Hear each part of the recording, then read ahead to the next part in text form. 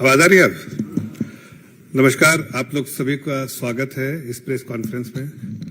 आज आपके सामने प्रेस जो कॉन्फ्रेंस करने आया हूं वो गठबंधन गठबंधन और उसमें शामिल लोगों के बारे में एक पोल खोलने के लिए आया हूं। आप सभी को मालूम है कि ये जो इंडिया अलायंस है और उसके जितने शामिल लोग हैं वो 2004 से 2014 तक वो सरकार में थे और जिस तरह से उन्होंने देश को लूटा, लाखों करोड़ों रुपए लूटा है। और ये 2014 के बाद जब देश में ऐसी सरकार आई जिसका मूल मंत्र था zero corruption, policy on zero corruption, no tolerance on zero corruption, तो इन लोगों ने ये जो इसके सरगना लोग थे, जो गठबंधन गठबंधन के लोग, जो उस वक्त जो उन्होंने जो जितना भी घोटाला किया था उसके सरगना लोग सब दिल्ली में बैठे हैं। अब इन लोगों ने राज्य सरकार को लूटने का ठेका दे रखा है। जब सरकार दिल्ली में नहीं बची इनकी और ये करप्शन अब नहीं कर सकते हैं दिल्ली में, देश जो है, जो देश की जो सेंट्रल गवर्नमेंट है वो जब बिल्कुल ईमानदार हो गई तब इन्होंने बिल्कुल चुन लिया सारे राज्य जितने जहां जहां इनकी सरकार है उसको इन्होंने लूटने का ठेका दे दिया है।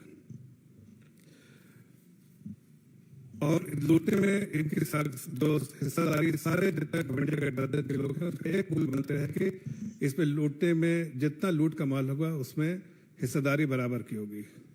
तो ये देखिए पिछले कई सालों में देखा जा रहा है जहां जहां इनकी सरकारें रही वहां करप्शन जो है बिल्कुल रैम्पेंट करप्शन है और प्रदेश को लूटा जा रहा है। और उसका पूरे सरगना जो लोग दिल्ली में बैठे हैं और उनके आदेश अनुसार ये सारा कुछ हो रहा है। मैं कह सकता हूं कि जो राज्यों को उन्होंने ठेका दिया है उसमें बहुत सारे राज्य जो है उनके सरकार है, उसमें से एक जो है वो झारखंड सरकार है, जिसके बारे में मैं आज आपको बताना चाहता हूं। झारखंड सरकार के लूट का ठेका जो है वह हेमंत सोरेन जो इंडिया अलायंस के मेंबर हैं, गठबंधन गठबंधन के साथी हैं और उन्होंने घुटने टेक दिए हैं जो दिल्ली में सरगना लोग हैं, जिन्होंने परिवारवाद को बढ़ाया है, जिन्होंने तुष्टीकरण को बढ़ाया है, जिन्होंने करप्शन को बढ़ाया है, उनके सामने घुटने टेक दिए हैं और उनके आदेशों पर प्रदेश को लूट रहे हैं। मुझे आश्चर्य नहीं होगा ये कहते हुए कि ये जो करप्शन का स्लीपर सेल है, ये दिल्ली में बैठे सरगना जो जितने भी इंडिया अलायंस के हैं, गठबंधन गठबंधन के हैं, इन्होंने अपने करप्शन के स्लीपर सेल्स को हर प्रदेश में छोड़ दिया है। वो स्लीपर सेल जो है वहाँ के प्रदेश के आम नागरिक को लूट रहा है, वहाँ जो गरीब मजदूर सबका जिनकी चिंता करनी चाहिए था उनको लूट रहा है।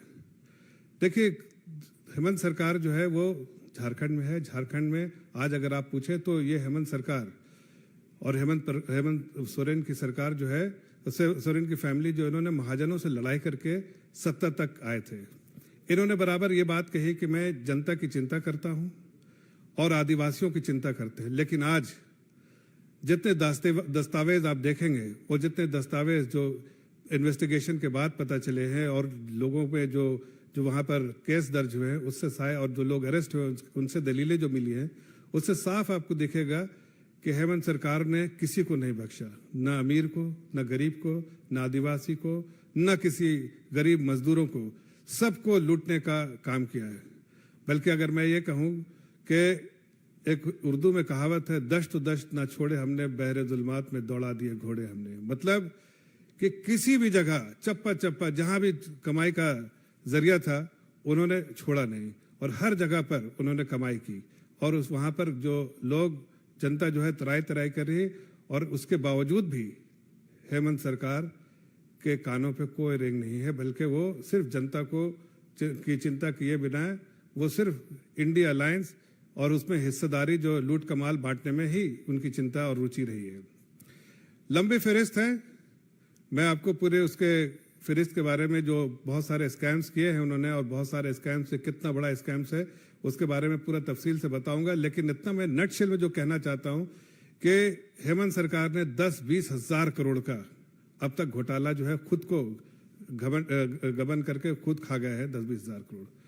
और हर जगह पर उन्होंने, स्टेट में तो वो स्लीपर सेल है, लेकिन उनके हर डिस्ट्रिक्ट में हर जगह जहां पैसा बन सकता है उन्होंने हेमंत सोरेन ने अपने स्लीपर सेल को छोड़ दिया है। और वो प्रदेश से भी, चाहे प्रदेश के कुछ अधिकारी हों, प्रदेश के कुछ लोग हों, या बाहर से उनके बुलाए हुए बिचौलिया लोग हों, उनको सबको उस प्रदेश में वहाँ प्रदेश का माल लूटने के लिए छोड़ दिया है। एक कहावत बहुत मशहूर है और शायद वो बहुत फिट होता है हेमंत सरकार के बारे में, कि ज़मीर बिकती है, फरमान बिकता है, दाम तो लगाओ यहाँ। हेमंत सरकार का ईमान भी बिकता है। तो हेमंत सरकार बिल्कुल डिटरमिन है, ईमान बेचेंगे, धर्म बेचेंगे, सब बेचेंगे, लेकिन करप्शन करेंगे, प्रदेश की जनता का माल लूटेंगे। अब मैं आपको थोड़ा तफसील में जाके बताता हूं कि क्या क्या उन्होंने जो है ये किया है। उन्होंने जो है मनरेगा स्कैम किया, उन्होंने allotment of coal quota to the industries, उसमें बड़ा स्कैम किया। इलीगल माइनिंग बहुत रैम्पेंट है वहां पर, इलीगल माइनिंग, और इलीगल माइनिंग जो है वो उनके ही सपोर्ट से हो रहा है। Misuse of fund allocation for rural development, जो रूरल डेवलपमेंट में जो फंड है आया था उस रूरल डेवलपमेंट के विकास के लिए, उसका मिसयूज किया गया है। वहाँ बहुत सारे जमीन के जो है घोटाले से जो स्कैम किया गया है, टेंडर स्कैम हुए हैं, ट्रांसफर पोस्टिंग जो बहुत आम है, पैसा लेकर ट्रांसफर पोस्टिंग करना, और लिक्विड स्कैम। ये सब स्कैम जो है, देखिए मनरेगा स्कैम जो है उसमें 550 करोड़ का स्कैम है, छोटा मोटा नहीं, 550 करोड़। कोल स्कैम जो है, जो जिसमें कोल ब्लॉक अलॉट हुआ है, वो 1500 करोड़, 1500 करोड़ का है। इलीगल माइनिंग जो है वो भी 1500 करोड़ का है, और रूरल डेवलपमेंट का जो फंड जो है वो 1500 से 2000 करोड़ का है। लैंड स्कैम जो है वो 3000 से 5000 करोड़ का है। टेंडर स्कैम 1000 करोड़ का है। ट्रांसफर पोस्टिंग जो है वो 100 करोड़ से 500 करोड़ तक है, और लिक्विड स्कैम जो है वो अभी तक जो जानकारी के हिसाब से 2000 करोड़ का है, लेकिन और भी जानकारी आ सकती है। इसके पीछे क्यों, ये कैसे हुआ है सब सारा करप्शन? क्या ये करप्शन करने के लिए एक छूट दी हुई है, या आखिर ये करप्शन में किसके हाथ है? तो आप देखिए, जो अधिकारी है, चाहे वो पूजा सिंघल हो, चाहे और भी कोई अधिकारी हो, पूजा सिंघल का बहुत ही क्लोज है हेमंत सोरेन से, और हेमंत सोरेन के लिए बहुत काम करती है। उनके यहाँ से और उनके सीए के यहाँ से बड़ी तादाद में पैसा बरामद हुआ था, आपको इसकी जानकारी है। ईडी ने जब वहाँ पर सीज और सर्च करने का किया, और इनकम टैक्स ने जब रेड किया, तो वहाँ पर बहुत बड़ी मात्रा में कैश बरामद हुआ। और वो कैश किसका था? पूजा सिंघल के सीए के पास था, लेकिन कैश जो है वो हेमंत सोरेन का था। जितने भी लोग पकड़ाए, जितने भी अभी तक जो हिरासत में ले गए, अगर सबकी बात को सुना जाए और सबकी दलीलें देखी जाए, और सब ने जो रिवील किया है वो सब जानते हैं कि एक ही तरफ इशारा है, हेमंत सोरेन की तरफ। चाहे वो कोई भी अधिकारी हो, सब हेमंत सोरेन के इशारे पर काम करे। कोई भी बिचौलिया है, हेमंत सोरेन के भी इशारे पर कर रहे हैं, और वहाँ के मुख्यमंत्री उसका पूरा जो फायदा जो उठाने वाले हैं, वहाँ के मुख्यमंत्री है। अब आप देखिए कि पूजा सिंघल जो है वो IAS ऑफिसर है। उन्होंने मनरेगा और कोल जो अलॉटमेंट में, ब्लॉक अलॉटमेंट में पूरे तौर से हेमंत सोरेन की बात मानी। उन्होंने यहां तक कि कोल जो ब्लॉक जो अलॉटमेंट, उन्होंने एक माइंस को अलॉट कर दिया हेमंत सोरेन को भी, और बड़ा उसका इलीगली जो अधिकृत नहीं थे, वो उनको इलीगली उन्हें अलॉट किया हेमंत सोरेन को। इन्वेस्टिगेशन चल रहा है, और भी तफसील आपको कुछ मालूम है, कुछ और भी आने वाली है, लेकिन इतना जरूर जितना मालूम है कि इलीगली जो ऑथराइज नहीं थे हेमंत सोरेन, उनको भी माइंस अलॉट किया पूजा सिंघल ने। उसी तरह से अगर आप देखिए माइनिंग स्कैम के बारे में अगर आप देखें, तो पंकज मिश्रा, प्रेम प्रकाश, अमित अग्रवाल, ये लोग कौन है? पंकज मिश्रा कौन है? प्रेम प्रकाश कौन है? अमित अग्रवाल कौन है? ये सारे लोग जो इशारे पे काम करते हैं हेमंत सोरेन के। ये जो भी पैसा बनाते हैं, जो भी माल लूटते हैं, पहले ये हेमंत सोरेन को देते हैं, और हेमंत सोरेन जो कि स्लीपर सेल है गठबंधन गठबंधन का, इंडिया अलायंस का, ये उसमें माल जो है हिस्सेदारी जो है देते रहते हैं। जो दिल्ली में सरगना लोग बैठे हैं उनको, ये सारे लोग हर प्रदेश में अपने अपने स्लीपर सेल छोड़ चुके हैं, जहां जहां वो करप्शन कर सकते हैं, जहां उनकी सरकार है, और प्रदेश की जनता की चिंता ना करते हुए वो प्रदेश को लूट रहे हैं और माल जो है आपस में बांट रहे हैं। अभी मैं पूछता हूं कि हेमंत सोरेन से आपके द्वारा पूछता हूं कि ये वीरेंद्र राम मनीष रंजन आईएएस और वहां के जो मंत्री हैं आलमगीर आलम, ये लोग जो है किसके लिए काम करते हैं? अगर रूरल डेवलपमेंट में देखिए 2000 करोड़ का जो घोटाला हुआ है, इसके पीछे किसका हाथ है?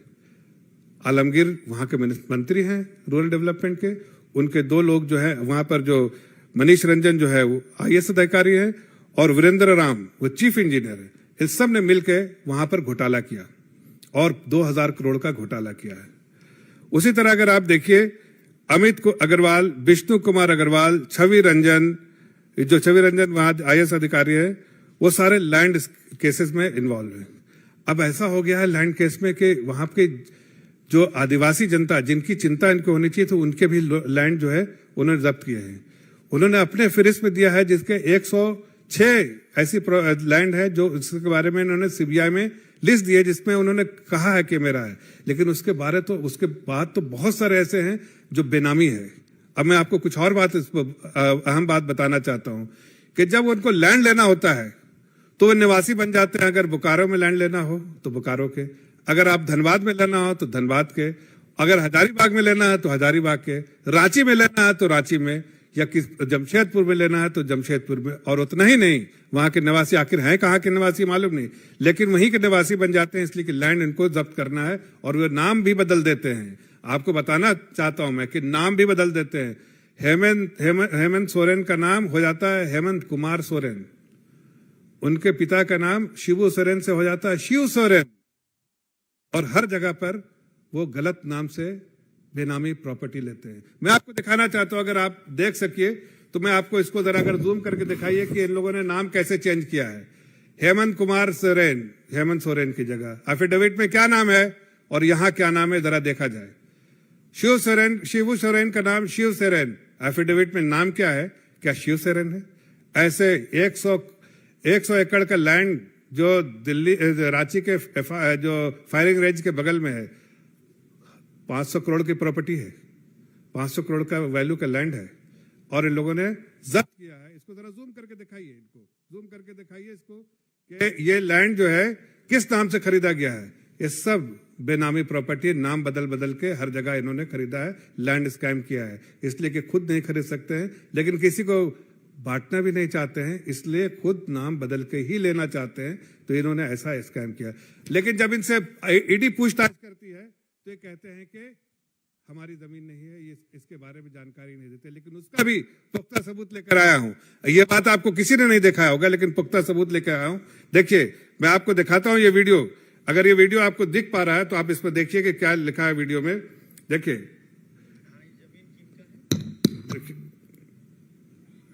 कितना दिन से रह रहे हैं? 17 साल। फिर से मैं इसको वेतन मिला? फिर से मैं दिखाता हूं इसको एक बार। हाँ, ये जमीन किनका है? अच्छा, कितना दिन से रह रहे हैं? 17 साल से। आपका वेतन मिला है कि नहीं मिला है?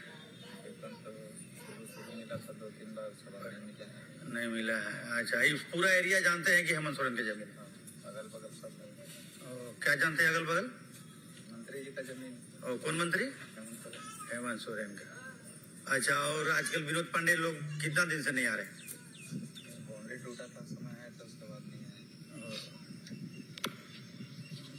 और आपको मैंने कुछ वादा किया था कि हम मैंने यहाँ काम देंगे, नौकरी देंगे, घर बना के देंगे? यही बोले थे कि घर बना के देंगे। देखिए, ये वीडियो में इस बात का ये जो है वॉचमैन है।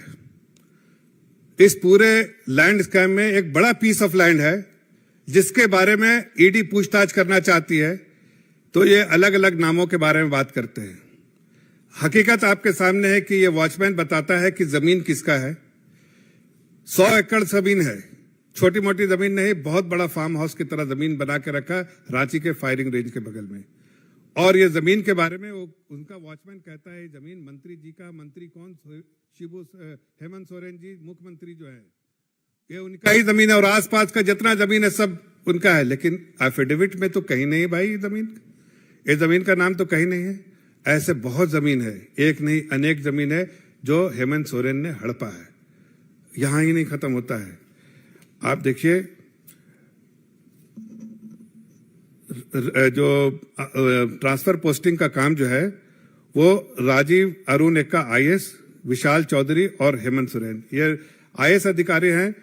राजीव अरुण एक्का और विशाल चौधरी उनके साथी हैं। इन दोनों ने मिलकर जो टेंडर स्कैम किया है और इन दोनों ने पोस्टिंग, ट्रांसफर पोस्टिंग में, और ये दोनों जो है खास आदमी हैं हेमंत सोरेन के। जितने भी ट्रांसफर पोस्टिंग होती है उसका साइन जो करने वाले ये जो है राजीव अरुण एक्का ये करते हैं। इनके ही दस्तावेज से, उनके हस्ताक्षर से सारे ट्रांसफर पोस्टिंग होती है या टेंडर निकलता है। टेंडर डॉक्यूमेंट में जो सारी चीज कैसे होना चाहिए, ये विशाल, ये जो चौधरी जो कहीं ना कहीं बिचौलिया है, और राजीव एक्का, ये दोनों मिलके हेमंत सोरेन को के इशारे पे काम करके, और इसका जितना कलेक्शन होता है वो हेमंत सोरेन को जाता है। एक नहीं, पूरा जो करप्शन का डेन बन गया है झारखंड। आप झारखंड में आज देखिए, झारखंड कहीं ना कहीं पूरे देश के लिए कलंक हो गया है इस कारण से कि वहां की सरकार ने वहां की जनता की चिंता ना करते हुए बल्कि वहां के अपने परिवार के लिए और इंडिया अलायंस के सरगनाओं के इशारे पे वहां की प्रदेश का हक छीन के, प्रदेश का हक के संपत्तियों को, माल को लूट के हिस्सेदारी जो है वो पूरे जो है वो उन सरगनाओं के साथ, जो इंडिया अलायंस के सरगना है, जिनका करप्शन में कहीं ना कहीं महारत हासिल है। 2004 से 14 के बीच में हमने देखा था किस तरह से उन्होंने करप्शन किया था। मैं आखिरी में इतना बताना चाहता हूं कि आज अगर पूरे देश में देखिए तो दो तरह के लोग हैं। एक तो है जो भारतीय जनता पार्टी एनडीए के जो और आदरणीय प्रधानमंत्री जी की जो सोच है वो देश को आगे ले जाने का काम कर रही है, देश को आगे बढ़ाने का काम कर रही है, और देश में जो करप्शन जैसी, परिवारवाद जैसी या जो तुष्टीकरण जैसी पॉलिसी के खिलाफ लड़ रही है। और दूसरी तरफ एक ऐसा अलायंस है, घमंडिया अलायंस, ऐसा गठबंधन है, इंडिया अलायंस जैसा गठबंधन, जो देश को और खासकर आजकल उनके स्लीपर सेल के द्वारा प्रदेश को जहां जहां उनकी सरकार है खोखला करना चाहती है। हमारा मकसद इस प्रेस कॉन्फ्रेंस के द्वारा संक्षिप्त में इतना बताना चाहता था कि ये घमंडिया अलायंस के लिए काम कर रहे हैं और जमीर बेचने का काम कर रहे हैं। यहाँ फरमान भी बिकता है, यहाँ ईमान भी बिकता है। सिर्फ आपको दाम बताना है, यहाँ हर चीज का दाम लगता है, और दाम के साथ ये माल जो होता है वो कहीं ना कहीं ये जो दिल्ली में बैठे इंडिया अलायंस के सरबराह है और सरगना है उनमें तकसीम किया जाता है, उनकी हिस्सेदारी होती है। आपका कोई क्वेश्चन है? धन्यवाद।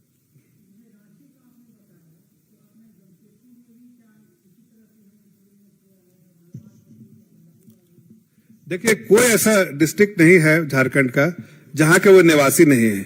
आज वहां के बच्चे से पूछिए, अगर जनरल नॉलेज का एक क्वेश्चन आ जाए कि हेमंत सोरेन कहां के हैं, तो बच्चा नहीं बता पाएगा सही आंसर, इसलिए कि हेमंत सोरेन हर जगह पर कहीं नाम बदल के, कहीं काम बदल के, लेकिन हर जगह के निवासी बने हैं। लेकिन असल मकसद उनका है गरीबों का लैंड लूटना, बेनामी प्रॉपर्टी करना और उनसे जब्त करना। एक नहीं, हजारों हजार करोड़ के लैंड उन्होंने किए हैं और हजारों करोड़ का स्कैम किया। आप छोटा सा मिसाल देते हैं, एनजीटी का गाइडलाइंस है कि बालू जो है वो नहीं उठाना चाहिए जून से अक्टूबर तक, लेकिन आज देखिए बिहार में, झारखंड में हर तरह से बालू उठाया जा रहा है। एनजीटी गाइडलाइंस का कोई चिंता नहीं।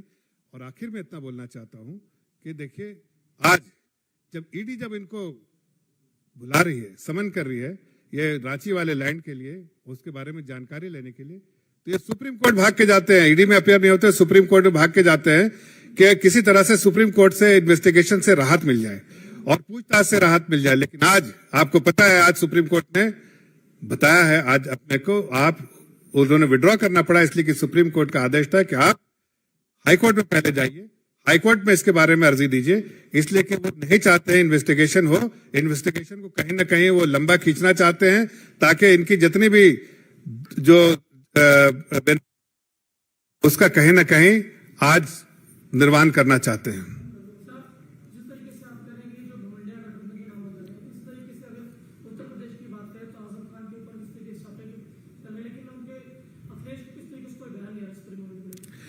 देखिए, जो इंडिया अलायंस, ये जो गठबंधन गठबंधन है, वो लोग एक मकसद के लिए काम कर रहे हैं। मकसद क्या है?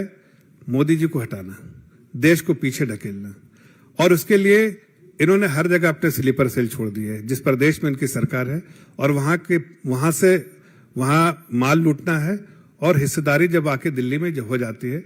अब ये आजम खान हो या अखिलेश यादव हैं, इन भी ये बराबर एक साथ एक ही चट्टे बट्टे रहे एक ही इस अलायंस के, और इन लोगों ने जब इनकी सरकार रही वहां लूटा है। आज ये स्लीपर सेल में खाने वाले हिस्सेदार हैं। अभी जिस प्रकार से क्वेश्चन सेशन चल रहा है संसद का, प्रधानमंत्री ने भी कहा, कयास यही लगाए जा रहे हैं, चाहे ऑपोजिशन पार्टीज और कांग्रेस हो, ये कह रहे हैं कि विमेन रिजर्वेशन बिल को जरूर लाना चाहिए। विमेन रिजर्वेशन बिल कांग्रेस हमेशा से पुश करती आई है, लेकिन अब तक आया नहीं है, तो उसको लाने के लिए फिर आग और बात चल रही है, क्या कहेंगे? अब देखिए, मैं अभी पार्लियामेंट सेशन पे ये नहीं है, वो सेशन में जो भी चर्चा होगी, जो बिल आएंगे, जिस पे भी चर्चा होगी, वो आपकी जानकारी हर दिन मिलती रहती है। उस पे जो भी चाहे वो विमेन्स रिजर्वेशन के बिल का हो या कोई और भी बिल हो, उस पे चर्चा जो है वो सरकार वहां पर करती है। मेरे ख्याल से उस पे अभी हम टीका टिप्पणी नहीं करना चाहते। आज ये फोकस जो है, मैं पोल खोलने आया था कि आज ये घमंडिया गठबंधन जो इंडिया अलायंस है, उसका असल मकसद क्या है, ताकि वो अपने स्लीपर सेल के द्वारा कहीं ना कहीं हर प्रदेश में जहां उनकी सरकार है वहां पर वो वहां की सरकार को इस्तेमाल करके वहां गबन कर रहे हैं, और इसका इस्तेमाल जो है पूरे देश में हिस्सेदारी करके ये देश को कहीं डिस्टेबलाइज करना चाह रहे हैं। सर, एक सवाल मध्य प्रदेश से जुड़ा है। वहां पर थीम सॉन्ग लॉन्च हुआ है और आरोप लगाया गया है बीजेपी की तरफ से कि वो पाकिस्तान के इमरान खान की पार्टी से प्रेरित हुआ थीम सॉन्ग। देखिए, मैं इसके बारे में जानकारी नहीं, मैं आज इस प्रेस कॉन्फ्रेंस सिर्फ इसी मुद्दे पे कर रहा हूँ। हेमंत सोरेन को सुप्रीम कोर्ट से भी आज राहत नहीं मिली है, वो भी एक बड़ा फैक्टर। बिल्कुल, मैं वही कह रहा था कि हेमंत सोरेन ईडी से इन्वेस्टिगेशन से भागना चाहते हैं। ईडी ने जो इन्वेस्टिगेशन के लिए उनको समन किया है, उससे वो चाहते हैं राहत मिल जाए, इसलिए सुप्रीम कोर्ट का दरवाजा खटखटाया, लेकिन उन्हें कोई राहत नहीं मिली और उन्होंने विड्रॉ कर लिया। और अब उनको सुप्रीम कोर्ट की हिदायत है कि आप हाई कोर्ट में जाइए और अपनी केस को वहां दर्ज कीजिए। लेकिन मुझे पूरा यकीन है कि जिस तरह का गबन किया है, ना तो कोई अदालतों से उनको राहत मिलेगी, बल्कि उनको इन्वेस्टिगेशन को सामना करना पड़ेगा, और प्रदेश की जनता को के सामने उनके जो उन्होंने काले कारतूत किए, जिससे पूरे काले कारतूत से उनका जो हाथ काला है, जितना इन्होंने गबन किया है, वो जनता के सामने आएगा। आप ईडी की बात कर रहे हैं, तो मल्लिकार्जुन खड़गे ने बोला था आज ही कि लगातार विपक्ष को कमजोर करने की कोशिश हो रही है, ईडी के थ्रू विपक्ष को कमजोर किया जा रहा है। क्योंकि नेहरू जी ने एक बार कहा था कि अगर विपक्ष मजबूत नहीं होगा तो डेमोक्रेसी भी खतरे में है, सिस्टम भी कमजोर होगा। देखिए, ईडी अपना काम कर रही है। अब मैं इसके बारे में जैसे आपको दिखाया था कि अगर कोई मुख्यमंत्री अपना नाम बदल दे, अपना निवास जहां का निवासी है वहां से बदल दे, तो ऐसे में इन्वेस्टिगेशन नहीं होना चाहिए क्या? अगर वो प्रॉपर्टी जब्त करने के लिए इलीगल तरीके से प्रॉपर्टी जब्त करती है और इसमें अधिकारियों का इस्तेमाल किया गया है, आईएएस अधिकारियों का इस्तेमाल करके ये प्रॉपर्टी जब्त की गई है, तो ऐसे में जितने गबन किए गए हैं, और एक नहीं 1000 जो है वहां पर केस ऐसे हैं जिनका इन्वेस्टिगेशन हुआ जहां करप्शन है। करप्शन के लिए तो ईडी है जो वो इन्वेस्टिगेट करती है। इन्वेस्टिगेशन बिना कोई लीड के नहीं करती। जब एजेंसीज के पास अपना लीड आता है कोई, उस लीड को जो है ठोक ठका के फिर उसके बाद इन्वेस्टिगेशन करती है, और इसी इन्वेस्टिगेशन का नतीजा है कि वो आज सुप्रीम कोर्ट भाग रहे हैं कि इन्वेस्टिगेशन फर्दर रहे। इनके पास कोई जवाब नहीं है। हेमंत सोरेन के पास कोई नहीं जवाब है कि वो हेमंत कुमार सोरेन और शिबू सोरेन की जगह शिव सोरेन कैसे होगा, और ये 100 करोड़ की 100 एकड़ जो प्रॉपर्टी है, और उसके अगल बगल में उनके खुद जो वहां पर वॉचमैन है वो कह रहे हैं कि अगल बगल की भी प्रॉपर्टी उनकी है। तो आखिर ऐसा कैसे हो सकता है कि वो इन्वेस्टिगेशन एजेंसीज उनको सिर्फ कमजोर करने के लिए इन्वेस्टिगेशन एजेंसीज अपना काम कर रही है, और ये लोग जो काम कर गए हैं उसको दुनिया के सामने जग जाहिर करना चाहती है। देखिए, स्लीपर सेल तो मैंने बताया कि प्रदेश की जो सरकार है उसके झारखंड में स्लीपर सेल इंचार्ज जो है वो घमंडिया गठबंधन के स्लीपर सेल इंचार्ज झारखंड के जो वो हेमंत सोरेन है, और उन हर डिस्ट्रिक्ट में उनके जो है वहां पर उन्होंने अपने स्लीपर सेल छोड़ के रखे जिनका काम है सिर्फ करप्शन करना। वहां से करप्शन होकर कलेक्शन होकर हेमंत सोरेन के पास जाता है, हेमंत सोरेन अपना माल रख के फिर बाकी जो है हिस्सेदारी जो है यहाँ पे दिल्ली में जो सरगना जो इंडिया अलायंस जो कह रहे हैं उनके जो मेंबर्स लोग हैं शामिल है उन्हीं की पोल खोल रहा हूं मैं, उन लोगों को भी कहीं ना कहीं हिस्सेदारी मिलती है।